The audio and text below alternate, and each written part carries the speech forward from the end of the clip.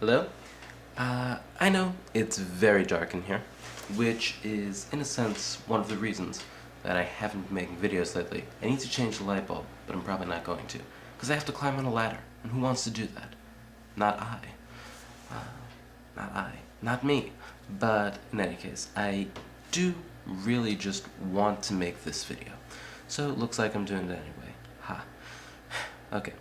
Now, I'm going to start this off with talking a little bit about homosexuality, because that's what all my videos seem to end up being about lately. There's this argument going around that people make, people who are in the anti-gay crowd, whatever. They have this sort of a neo-Darwinist argument that homosexuality is wrong, and that we can deduce this because sex is meant for procreation, and because homosexual intercourse cannot lead to procreation, that it's unnatural, wrong, should be abhorred, whatever.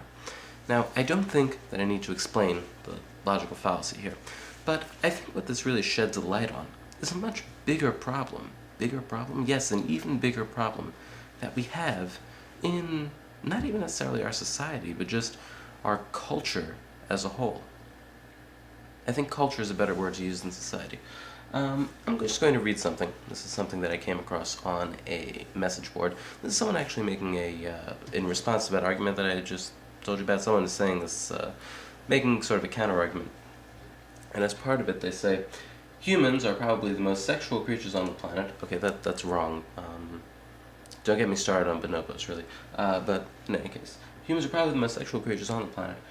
And if dogs and cats can explore sexuality beyond its biological purpose, open parentheses, procreation, close parentheses, comma, then you better believe humans will do it too.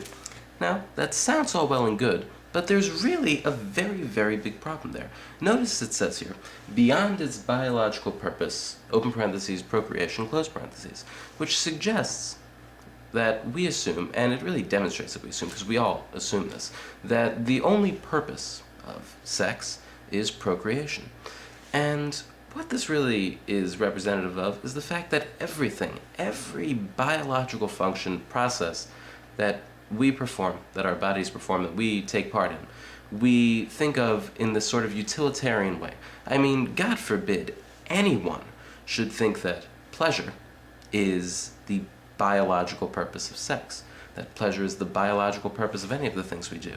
Because to us it's as though pleasure is something that we created, that pleasure belongs to humans, whereas nature is just this very functional thing, that our bodies are functional and not recreational in any way. But really, this is very misguided, because when you look at it, virtually everything that we do is aimed towards pursuing pleasure in some way or another, and we do this almost every moment and every day of our lives.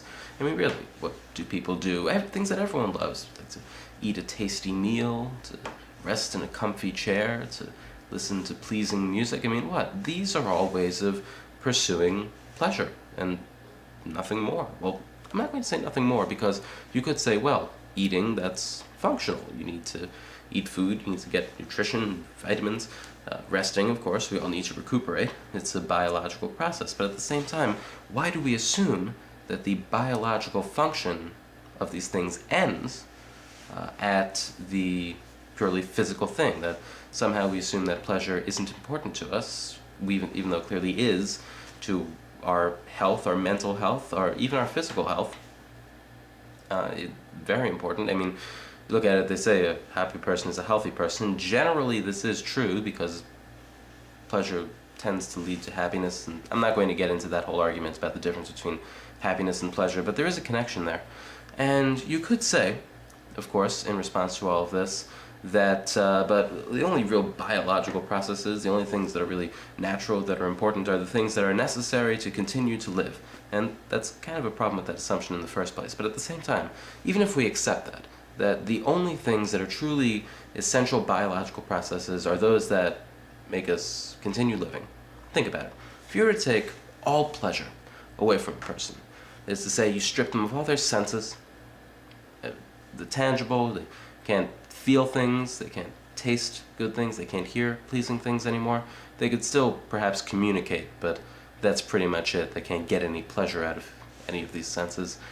Emotion, no pleasurable emotions at all. You just strip a person of all of these things, and they could still eat, they could still rest, they could still do all these things, but they will not have any pleasure whatsoever. Is that person alive in any meaningful sense of the word? And the answer is, of course, no. I mean, that person would pretty much be a robot, we would think of them. And rightly so. Because really the things that are perhaps most important to our existence, sense, pleasure, are the things that we see as unnatural. These are these things that are distant from us, that are somehow dirty, in a sense, people say, which it's almost backwards.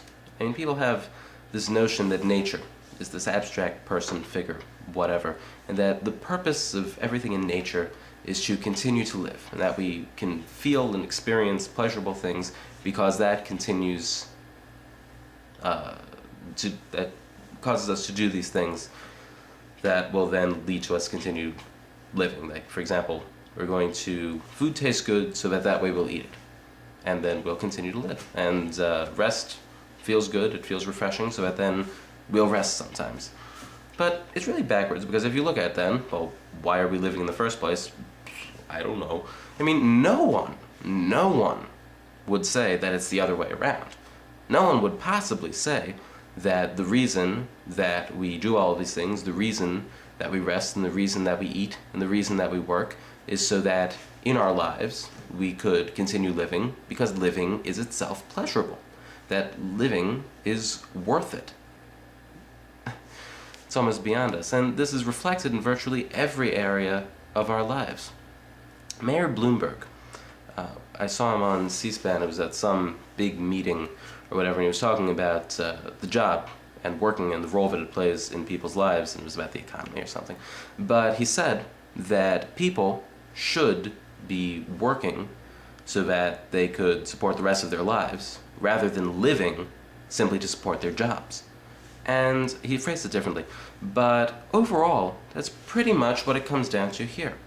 I mean, pleasure. What's its purpose? Is it just to continue us living, or is it itself something that is natural, important, biological, and overall good? Is it as much a part of us as eating, as drinking, as sleeping, as exercising? And, of course, if you deprive a person of any of these things, if you deprive a person of food, they're going to starve. If you deprive a person of rest, they're going to starve. They're going to be essentially, once you deprive them completely, if you deprive a person of any sort of physical exercise, strap them to a bed and make them lay there for the rest of their lives, their body will deteriorate. And if you strip a person of pleasure, then perhaps more so than any of the other circumstances, a person will go insane. And if not go insane, just disintegrate. Disintegrate in every sense of the word. But again, why do we not focus on this? Why do we see our bodies as being these purely functional machines? I don't know. Maybe it's a sign of the times. Maybe not. I don't know. I can't offer the answers, but I can ask some questions, which maybe overall just leaves me confused. But not really, because I feel kind of like, hey, look, I just thought of this. Wait a minute, I didn't answer anything. Who knows? I'm rambling now, and I think I've got this set. Actually, surprisingly, I'm not getting cut off as far as time goes. So yeah, that's actually great. Okay, see ya. Toodles.